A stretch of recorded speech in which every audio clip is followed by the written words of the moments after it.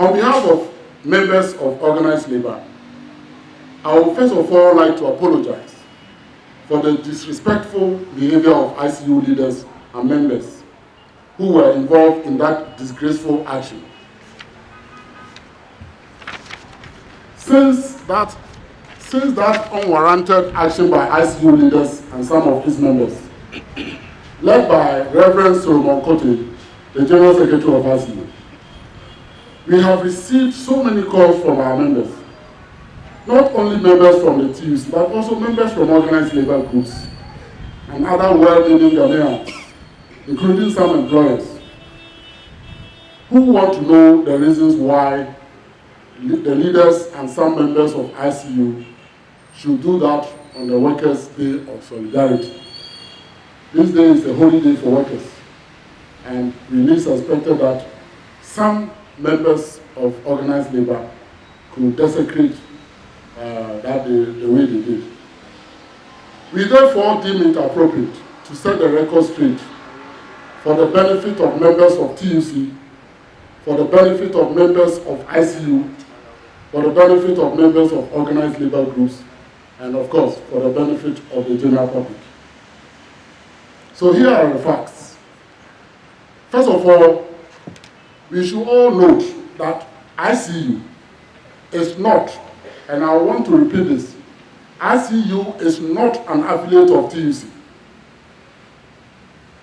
Actually, ICU disaffiliated from TUC almost 15 years ago, following some disagreement between ICU and TUC. Despite all efforts to get ICU to vacate its offices in this building, the TUC head office building,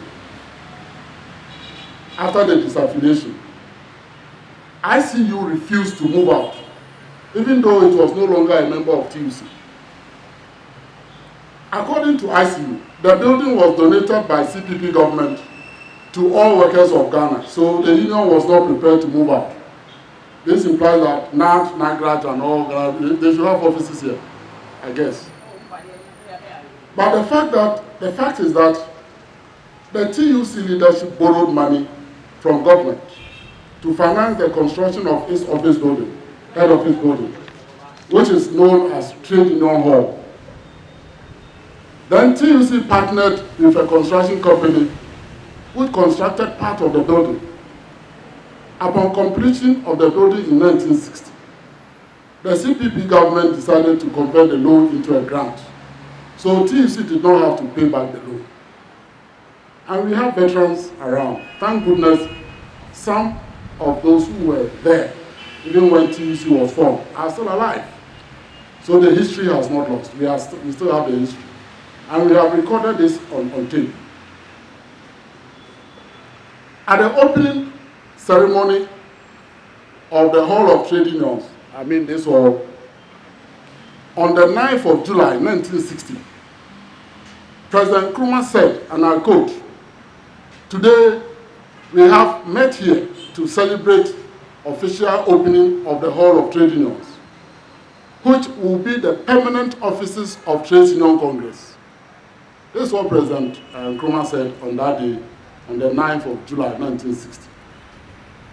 Thus, the donation of the building to TUC was in recognition of TUC's invaluable contribution to the social, economic, and political development of the country. In particular, its contribution to the attainment of independence in 1957. TUC then allocated some of the rooms in this building to all its affiliates, including ICU at the time. The Trade Union Hall has since served as the head office of the TUC and all its affiliates. It should be noted again that ICU has a 4-story building at Kukumlemle. Part of the building has been converted to a hotel, and the rest rented out as offices. It was expected that ICU will move out of the Trade Union Hall following its disaffiliation from TUC to its own building at Kukumlemle. But ICU refused to move out. For nearly 15 years after ICU disaffiliated from TUC, ICU never paid rent to TUC. It did not pay for water. It did not pay for refuse collection. ICU enjoyed all these services for free, including the use of TUC's generator during power outages. I mean, where on earth can you get this? In 2011, TUC could not take this again, so we took the matter to court. And the aim was to establish the true ownership of this building. That case is still pending. In 2017, the TUC leadership took a decision to refurbish the building because it had not seen any major refurbishment since 1960. The building had deteriorated so much so that the health and safety of all of us who are occupying this building was in jeopardy. And our friends from the press, you can see what is going on here. If you want further details, you can enter the building and you'll see the work going on over there. The building needed a massive and very comprehensive refurbishment to improve its structural integrity and functional use, to arrest the continual decay of the building, to provide an appropriate facelift of a building befitting the status of TUC, and to enhance security, convenience, comfort, and improved visual landscape. That's why you see the fence wall around. We didn't have fence wall like this. The refurbishment involved the following works, and it's very comprehensive. We have divided it into 3 phases: Lot 1, Phase 1, Lot 1, Phase 2, and Lot 2. Lot 1, Phase 1, which you can see around, is a construction of 2 security gatehouses. You can see that. Provision of external environmental services, such as street lights, soil drainage, standpipes, drains, and so on. Provision of hard landscaping, driveways, paved, graveled parking lots, concrete curbs, walkways, and then provision of soft landscaping, which is grassing, shrubs, trees, flowers, and so on.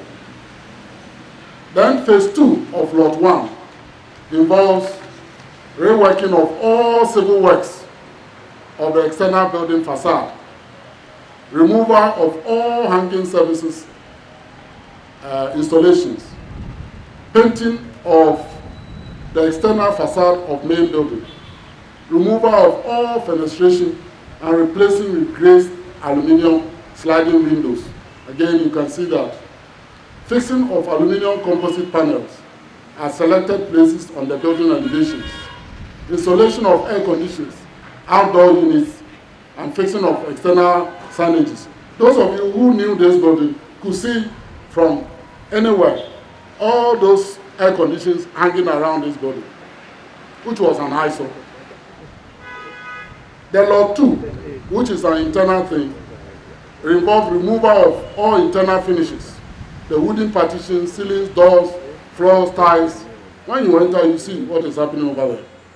Replacement with new elements of internal finishes, removal and replacement of selected internal services, including our 2 lifts, which have not been working for the past probably 25 years. And of course, repainting of all the interior. The project committee, which was constituted by the steering committee of TUC, awarded the contract to a consortium of 4 companies, led by Archidev Consult. The other companies in the consortium are Quanticos Group, IDA Company Limited, and Kisat Group. The initial project duration was from May 2018 to August 2019.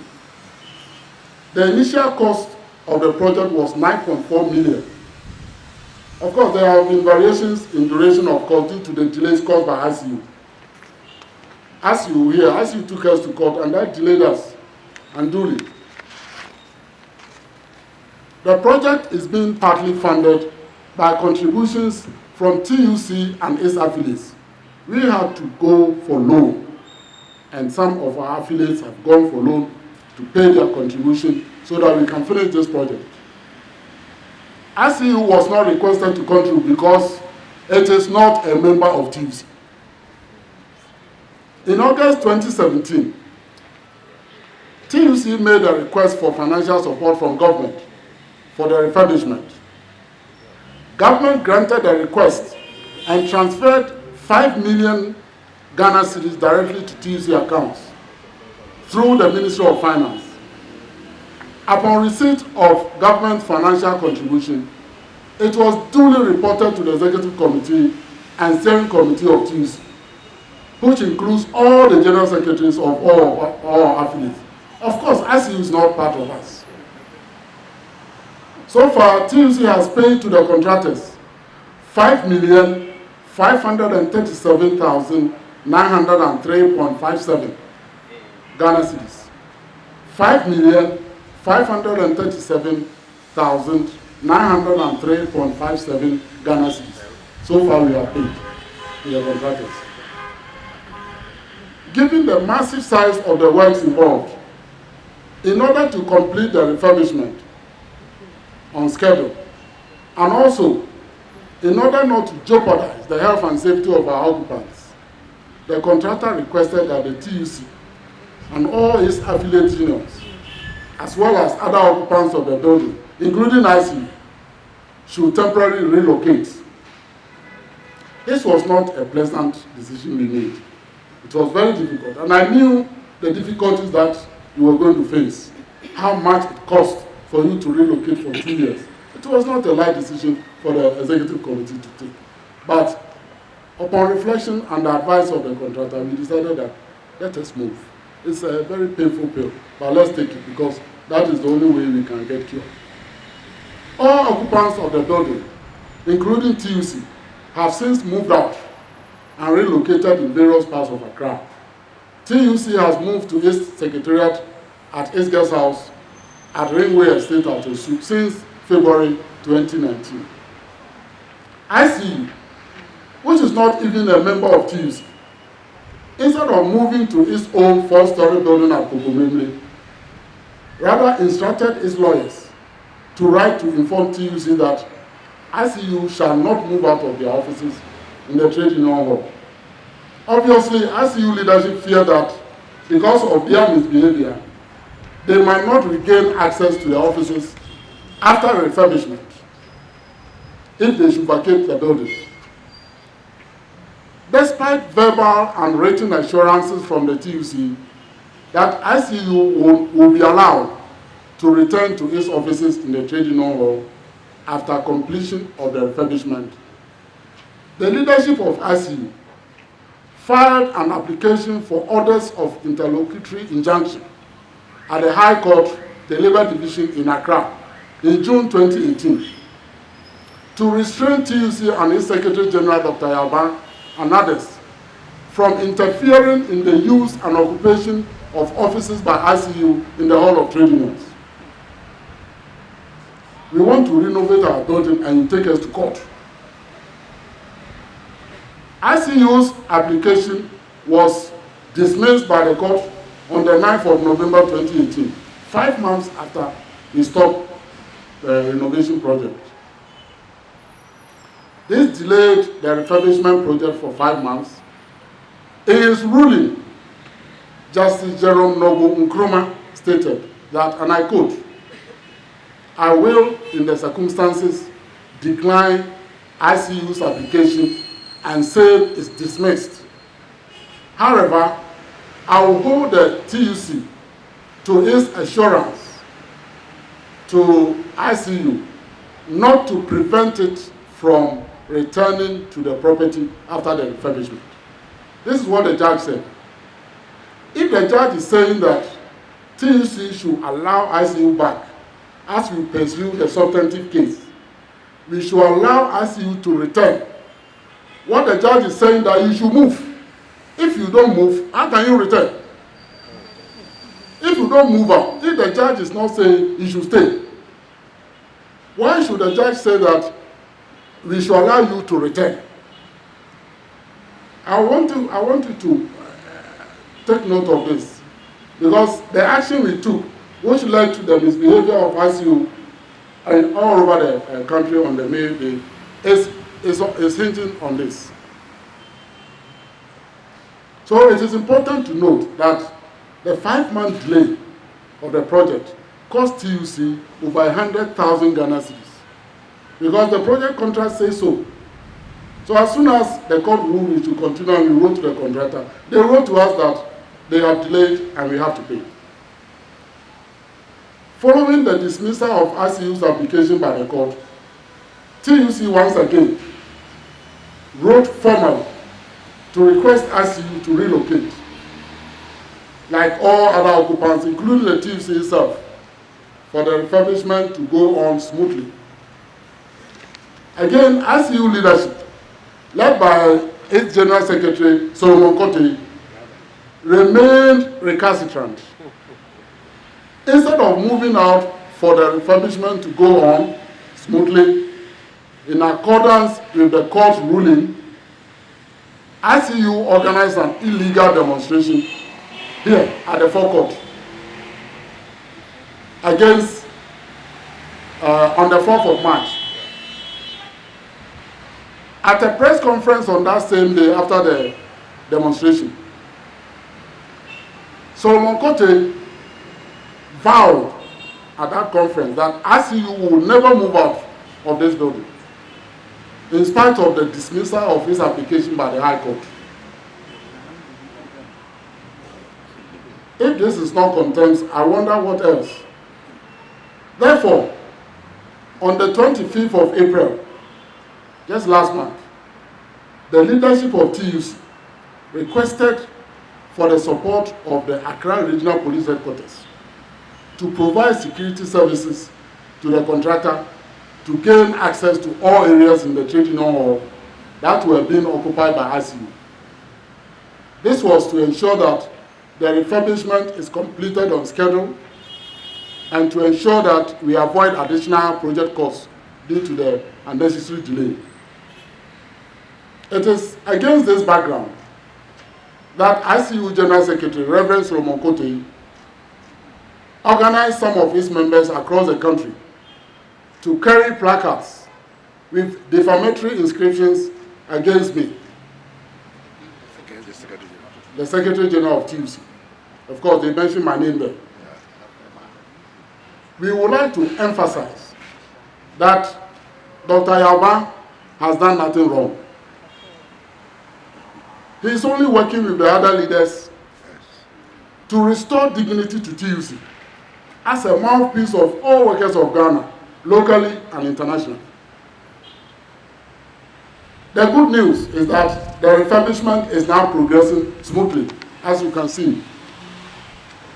Meanwhile, ICU has instructed its lawyers, Albert Adari and Associates, to take Dr. Yauba, myself, my deputy, Joshua, and then our head of administration, Asikonuma Richard, and the project manager. He was standing here. He's there. ICU has instructed his lawyers to take us to the High Court again. We have been notified that we should appear on 14th May 2019 at 9 a.m. Lawyer Albert Adari, the counsel representing ICU, is praying the court to commit the four of us to prison for contempt of court. Our lawyers are working very hard to defend us. We are ready to meet ICU in court on the 14th of May 2019.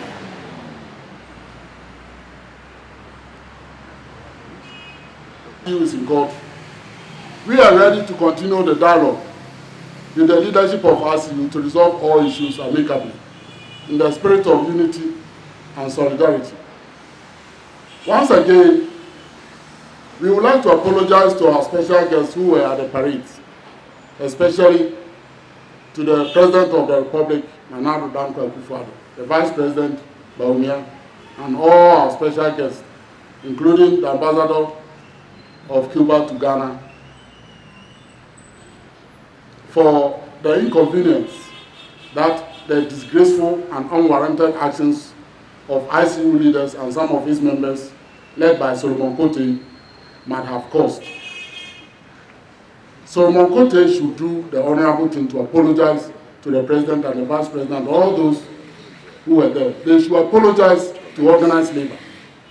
That is the right thing to do, and that's what we expect, in a civilized environment like Ghana.